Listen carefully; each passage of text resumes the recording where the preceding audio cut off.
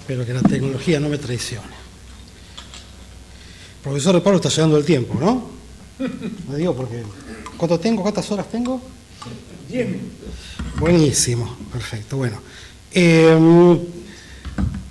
primero, muchísimas gracias a UCEMA por organizar esto. También a Federico, a Julio, a Andrea. Todo empezó con uno de esos emails que manda Federico cada tanto, Federico Buenjo, que me dice, che, tenemos que hacer algo por lo de Juan Carlos. Y bueno, esto empezó en marzo y me alegra enormemente que estemos todos reunidos. Les agradezco a todos. Yo estoy muy contento. Primero la selfie. En el año 1990, hace 33 años, yo tomé, sospecho que las 3 decisiones más importantes de mi vida. Acepté la propuesta de en ese momento una jovencísima universidad, la Universidad de San Andrés, para incorporarme a su plantel. Hace 36 años que sigo.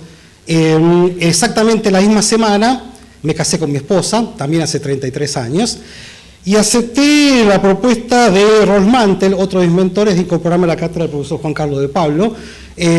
Así que bueno, en esos días yo hace poco tiempo que estaba recibido, entonces tuve la interesante experiencia de experimentar, valga la redundancia, al profesor de Pablo en mi doble rol de estudiante. Yo todavía era muy fresco como graduado, y también de profesor. Entonces quería reflexionar, compartir con ustedes algunas ideas acerca de las enormes contribuciones de Juan Carlos a la docencia. El único argumento que hace a un buen docente, no creo que sean ni las encuestas, ni lo que opinamos nosotros, sus colegas. A mí me ha tocado dirigir la licenciatura en Economía de la Universidad de San Andrés y en cierto sentido vigilar qué es lo que hacía y lo que no hacía. La única cosa que me parece que es relevante a la hora de catalogar un buen docente es lo que opinan sus alumnos en el largo plazo, no cuando terminan el curso. Alberto Porto, otro gran educador argentino, decía que la cantidad de confusión de una buena clase no puede ser nula. Entonces uno tiene que terminar las clases de un muy buen profesor con una sana confusión, y esa sana confusión era lo que era capaz de generar Juan Carlos en clase. Déjeme que le comparta algunas ideas que sostienen este tipo de aseveraciones. Necesito que se ponga en el lugar de un chico que tiene 17, 18 años, que terminó, como es costumbre en Argentina, muy posiblemente la escuela primaria y la secundaria en el mismo lugar, y que se tiene que enfrentar a más de 1,90 m de estatura, tanto física como intelectual, y el principal trabajo de Juan Carlos de Pablo en sus clases era desarmar esa estructura para bien, era hacer que el chico mute de ser un estudiante pasivo a eventualmente transformarse en un economista. Entonces muchísima de la tarea de Juan Carlos de Pablo era desestructurar. Yo todavía recuerdo, lo involucro de vuelta a Fede en esto, algo que hacíamos con Fede ya después de muchísimos tiempos de graduarnos, que era ir a la primera clase de Juan Carlos. Es muy impresionante ver esa mutación en vivo. Todavía recuerdo una costumbre, que no sé si la sigue teniendo, pero vamos a preguntarle, que era hacerle escribir a los chicos qué sienten. Era muy fuerte decirle a los chicos qué sentís cuando tenés 17 años, qué esperás de esta profesión, y después que los chicos lean eso cuando terminan su carrera, es muy, muy impresionante. En definitiva, el primer trabajo de Juan Carlos era desestructurar a los alumnos, a veces de una manera muy brutal, ¿no? Porque los chicos están acostumbrados a una estructura que los acompañó desde el jardín de infantes, y dejar de lado esa zona de confort era toda una tarea de la docencia. La segunda característica que llevaba a esto de salir de la zona de confort era enfrentarlos a la realidad de una manera bastante, tanto honesta como brutal, si se quiere, ¿no?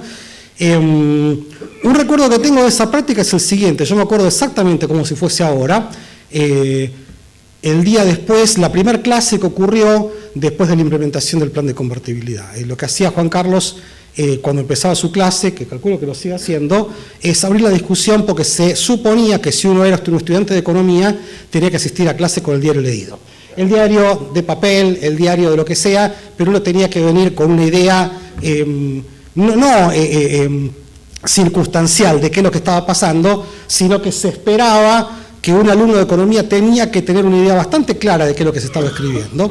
Entonces, ese primer lunes, después de la implementación del plan de convertibilidad, lo que hizo Juan Carlos fue abrir el debate. Y los alumnos empezaron a discutir, a decir cosas, que yo opino, que yo no opino, hasta que en un momento, habrá sido a los 10 minutos de discusión, Juan Carlos para la discusión y le dice a los alumnos, perdón, levanten la mano los que leyeron la ley de convertibilidad. Entonces, obviamente nadie levantó la mano, y me acuerdo exactamente como si fuese ahora, Juan Carlos sacó de un portafolio una pila de papeles que eran fotocopias de la ley de convertibilidad, la distribuyó entre los alumnos y le dijo, bueno, ahora se callan, leen, y dentro de media hora retomamos la discusión. Ese tipo de práctica, por favor, esto es, ¿te acordás? Es un diálogo. Exactamente lo mismo con el mismo resultado. En definitiva, era una práctica muy común, exactamente, de que el instinto, de muchos de los que estamos, de nuestros coterráneos, es ponerse a hablar sobre lo que uno sospecha que son las cosas y enfrentarse a tener que leer una ley. Era algo muy fuerte, insisto, de vuelta, pónganse no en el lugar de ustedes que son profesionales, sino de un chico que acaba de salir del colegio secundario, ¿no?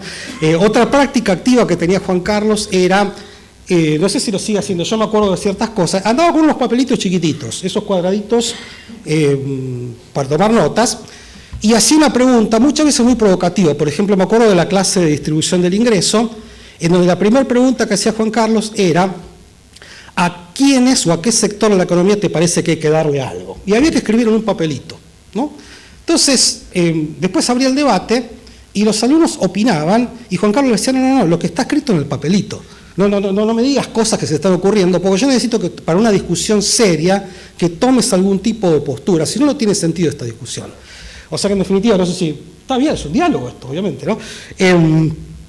Pero en definitiva, muchísimo del trabajo de Juan Carlos tenía que ver con desestructurar la cabeza de los chicos que tendían a responder primero por pruebas por autoridad, ¿no? Es decir, no porque el libro dice tal cosa, dado que están permitidas las infidencias. En esa época utilizamos un libro de un autor griego llamado Koutsogiannis, y en medio de una discusión fuerte con un alumno, el alumno le dice tal cosa, Juan Carlos le dice, ¿por qué? Bueno, porque lo dice Koutsogiannis. Y Juan Carlos le dice, bueno, pero es un griego pelotudo. Así, discúlpeme el latín, pero justamente una de las tareas que tenía que hacer Juan Carlos era desarmar las pruebas por autoridad y hacer que el chico se enfrente a los datos y a los razonamientos. Es una tarea muy importante. Otro componente importantísimo de Juan Carlos como profesor era enfrentarlos a la realidad de una manera no anecdótica, sino funcional. Lo cuenta en uno de sus libros, pero este era un ejemplo muy interesante. Yo recuerdo cuando contó, porque lo hizo en una fábrica, poner a hacer andar un motor. ¿Se acuerda de esa? Del famoso motor de Renault, ¿era? Claro. Perfecto. La idea era esta, ¿no? Era explicar a los chicos cómo funciona la curva de costos medios, y el ejemplo más tosco era lo que uno hace cuando acelera el auto y deja el cambio quieto, ¿no? En algún momento el auto es muy ineficiente, a partir de cierto momento el auto empieza a acelerar, pero a partir de cierto momento se escucha ese ruido infame, que es que el auto ya está andando a una velocidad demasiado baja, y lo que uno hace es poner el cambio. En la época que había autos con cambio, no automáticos como ahora, ¿no? Bueno, fíjense que esta descripción exactamente califica cuál es el trabajo de una curva de costos medios de corto plazo y de largo plazo. Insisto, yo no reviso ese ejemplo hace 33 años. No me lo puedo sacar de la cabeza. No logro sacarme de la cabeza que la representación más veraz que tengo de ¿qué es lo que hace la curva de costos medios de corto plazo y de largo plazo? Tiene que ver con que uno se está cambiando de curva de costos de corto a largo plazo justamente cuando uno mete el cambio, ¿no? Y en algún momento uno decide que va a andar una velocidad, y ahí es justamente cuando aparece el mínimo tanto de la curva de costos de corto plazo como la curva de largo plazo. Así que en definitiva ese ejemplo es fantástico. Te digo, Walter, que no sé con cuál de las empresas hablé, me presentaron a un ingeniero. Yo me acuerdo de todos, con Renault. ¿Con Renault puede ser? Sí. Bueno, me acuerdo que hablé con un ingeniero, el tipo, la cosa le pareció absolutamente insólita, pero me dio los datos, y que era lo único que yo quería. Exactamente, y está en uno de los libros, está dibujada esa curvita de costo de corto plazo y que justamente se cruza por el mínimo y todo lo que uno enseña en las clases. Un último comentario, dos, que quiero hacer, es que muchas veces la relación de profesor es de mentor. Es el único profesor que yo conozco, que no sé si lo sigue haciendo, yo pregunto porque pasó tanto tiempo, que almuerza con sus alumnos, con agenda abierta. Es un grupito de alumnos y la idea es, bueno, hablemos de qué, no sé, ya nos vamos a dar cuenta una vez que lo hicimos, y también que almorzaba con sus ayudantes. Insisto, de vuelta, pónganse en el rol de una persona que está empezando en su profesión y que se tiene que enfrentar a un personaje icónico que se da cuenta que más que esconderse detrás de sus laureles ni hablar de su 1,90 m, lo que hace es compartir un momento. Por lo menos cuando yo empecé con esta profesión, para mí fue fundamental, ni me quiero imaginar para un chico de 17 años o para los propios ayudantes, ¿no? El último comentario, ¿hay algún alumno por acá que haya tomado clase con Juan Carlos hace un momento? Lo tengo que decir por los que están bueno, les hablo a ellos los que están por online, el picatelás. ¿Se acuerdan del picatelás? El picatelás era tremendo, era la frase que usaba Juan Carlos. Hay que dar clase frente a 100 y pico de personas, ¿no? Hay que dar clase, es una actuación, créanme que lo que están viendo es una especie de Ricardo Darín focalizado en cada milímetro, y es increíble la habilidad que tenía Juan Carlos para detectar qué pasaba en todos los lugares del aula, y creo que en todas las clases siempre había un picatelás, que era una forma de decirle a alguien que se tenía que retirar, ¿no? Más de una vez le dijo picatelás a un ayudante. Bueno, eso es lo que... Un día agarro a dos que estaban hablando y digo, píquensela ustedes dos. Y los demás entran a cagar de risa. Y yo digo, no dije nada, no, son ayudantes. Digo, esos son los primeros que tienen que saber que acá no se habla.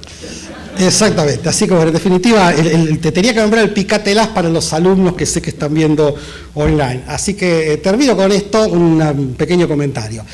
En aquellos días donde yo estaba empezando con mi profesión y con la docencia, otro de mis mentores, Rolf Mantel, repetía cada tanto la frase, eso es como ir del chorizo al chancho, ¿no? Es una frase que intenta representar estos procesos entrópicos hiperdifíciles, en donde las cosas que vemos son el resultado de tanta complejidad que después es prácticamente imposible revertirla. Lo mismo me pasa a mí. Yo no, como se dice ahora en las redes sociales, no tengo ninguna prueba, pero no tengo ninguna duda de que mucho de lo que los docentes de mi generación le debemos a De Pablo es enorme. Así que, como no me animo por razones entrópicas a pagar la deuda, simplemente le tengo que agradecer. Muchísimas gracias. Gracias.